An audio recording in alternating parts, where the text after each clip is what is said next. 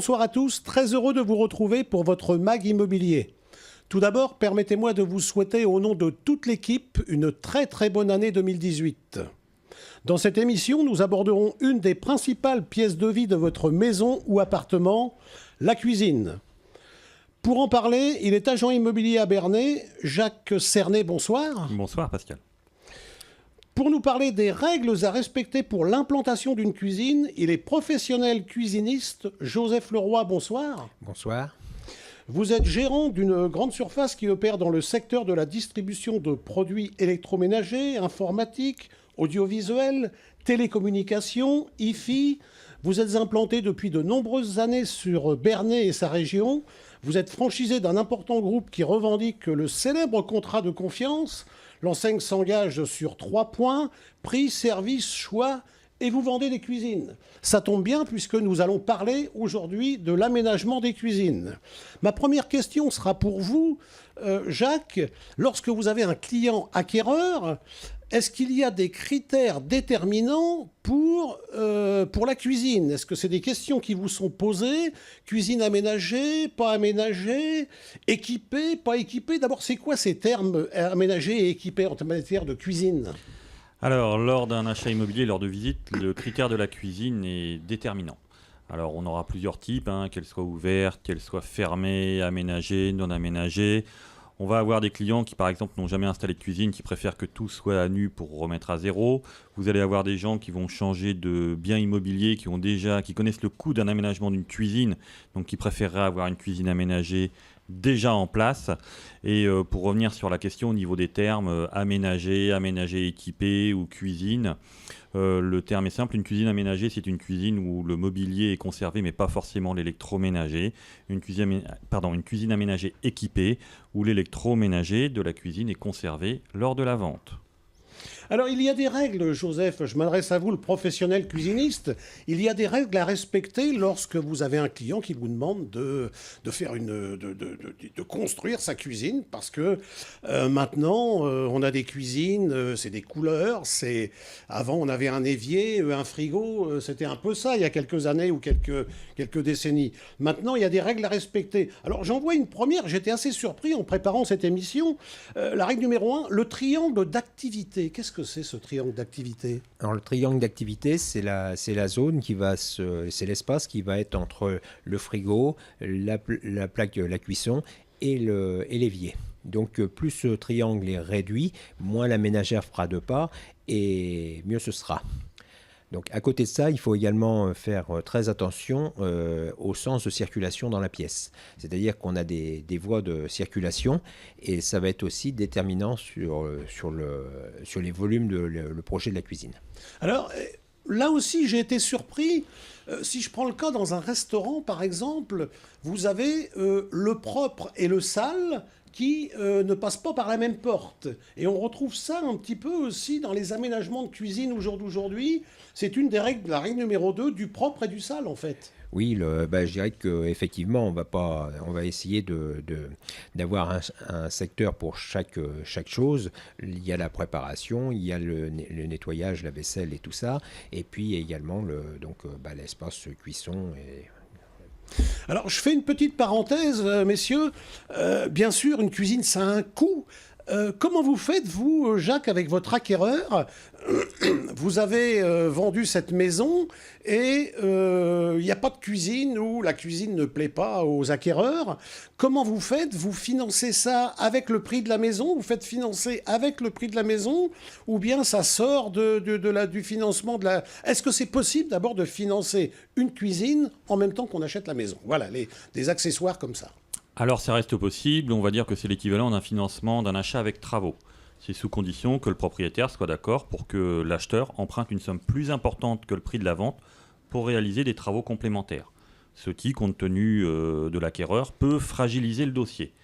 Dans beaucoup de cas, ce que l'on conseille, c'est que tous les acquéreurs qui ont de l'apport, c'est d'emprunter plus en banque et de mettre moins d'apport et de garder des liquidités pour les travaux, notamment pour l'aménagement de la cuisine.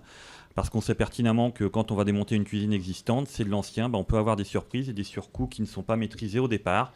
Et ça évite de mauvaises surprises pour l'acquéreur. Donc ça, c'est possible. Joseph Leroy, quand vous avez un client qui vient pour une installation de cuisine, est-ce que vous êtes en mesure de lui proposer un financement pour cette cuisine?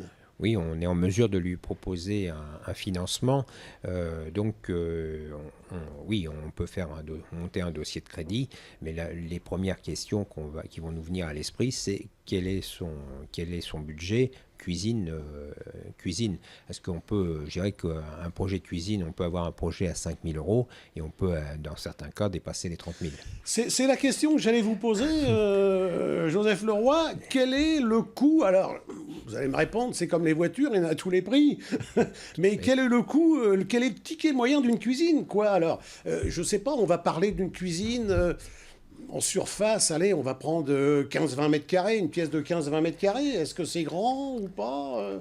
15 à 20 mètres carrés, c'est déjà une belle cuisine. Donc, bien souvent, on est sur des espaces de 10-12 mètres carrés. Donc, après, le prix moyen d'une cuisine vendue dans notre enseigne, on est à peu près sur 8 000 euros. Après, donc, tout dépend de définition des meubles, de l'électroménager, et puis la qualité des plans de travail. Vous avez un bureau d'études. Alors, qu'est-ce que vous conseillez aux clients qui vient vous voir de prendre des codes exacts, des photos de sa pièce pour pouvoir travailler? Vous avez un bureau d'études qui... Tout à fait. Donc, le client, on lui conseille de venir avec un relevé de mesure, quelques photos si c'est possible. Et à partir de là, on va commencer à travailler. Donc, on va avoir d'abord une phase découverte où on va évaluer un peu tous les besoins du client. Et puis, à partir de là, on va essayer de connaître un petit peu le budget du client. Et puis là, on va commencer à travailler la circulation, les volumes, et donc pour pouvoir affiner notre projet. Derrière ça, on va entrer toutes ces informations-là sur un logiciel informatique et donc on va pouvoir après obtenir un chiffrage complet. Ça peut être pour nous donc la cuisine, la pose de la cuisine, les raccordements d'appareils, mais on peut faire également proposer des travaux annexes, réfection d'électricité, de sol, enfin tous les travaux annexes. Je reviens sur les critères, Jacques, de vos acquéreurs. Est-ce que les critères varient? Votre client vous dit, oui, bah moi, il faut qu'on change la cuisine, etc. À l'achat, ça va pas le faire. Ça plaît pas à madame ou à monsieur, du reste. Hein. Est-ce que vous avez la possibilité, vous, de dire, bah écoutez, vous le ferez plus tard, mais sinon, ça va pas passer, etc., etc. Comment ça... Alors, comment vous articulez? on a cette possibilité, si vous voulez. On peut avoir des cuisines anciennes qui sont en très bon état parce que ce sont des cuisines de qualité qui ont été installées à l'origine et ces cuisines peuvent être, pardonnez-moi du terme angliciste, customisées. Pour patienter un petit peu, on peut donner des petits conseils de changer des portes, tout ce genre de choses. Maintenant, sur le côté cuisine et sur le côté ancien de la cuisine, dans l'évaluation du bien, c'est pris en compte. Et on va signifier au client que le prix, il est inclus et en sachant que la cuisine peut être par exemple à refaire, que c'est donc un budget qui peut être complémentaire, mais qu'une cuisine, il a le choix ou de l'installer lui-même ou d'aller voir des professionnels et que par rapport à ce budget-là, ce sera à lui de faire sa démarche parce que nous ne sommes pas spécialistes des cuisines, on a de grandes notions, mais on ne sait pas exactement ce qu'il veut. On a parlé d'argent un petit peu tout à l'heure. Si vous incorporez le prix de la cuisine dans le prix dans les travaux, dans votre budget global de travaux lorsque vous réalisez la vente, on est à quel taux là aujourd'hui pour information pour les auditeurs et les personnes qui nous regardent, un dossier, vous le sortez à combien? Alors, chaque cas est particulier, bien évidemment, mais à peu près... On va prendre une moyenne, on va dire un dossier de financement immobilier sur 20 ans. Sur un bon dossier, on est à 1,40, 1,50 actuellement. Hors assurance. Après, hors assurance. Après, au niveau du prêt travaux, est-ce qu'ils intègrent ça dans le prêt immobilier ou dans un prêt travaux à côté? C'est à voir en fonction du profil du client. C'est ça. Et vous, Jacques, Joseph, lorsque vous faites un prêt avec un organisme avec qui vous travaillez sur la cuisine, vous le sortez à combien, ce prêt cuisine? Donc, c'est un prêt à la consommation, en fait. C'est un prêt à la consommation, donc ce prêt peut être déguisé. Donc, on a des taux de 3 à 4%. Maintenant, et quelquefois, les enseignes proposent une prise en charge des agios et ça peut être en dessous. Messieurs, l'émission se termine. On a encore plein de choses à dire. Alors, ce que je vous propose, c'est de refaire une autre émission, parce qu'on a encore des hauteurs à respecter, etc., etc. Joseph, merci d'avoir accepté l'invitation. Jacques, merci également d'avoir accepté l'invitation. Merci à vous de m'inviter. Vous pouvez retrouver ce mag en podcast dans votre magazine L'Immobilier en question et sur notre chaîne YouTube. Donnons-nous rendez-vous la semaine prochaine à 19h35 après le Flash Info Régional pour la seconde partie de l'aménagement de votre cuisine et des règles à connaître. Très bonne soirée, portez-vous bien.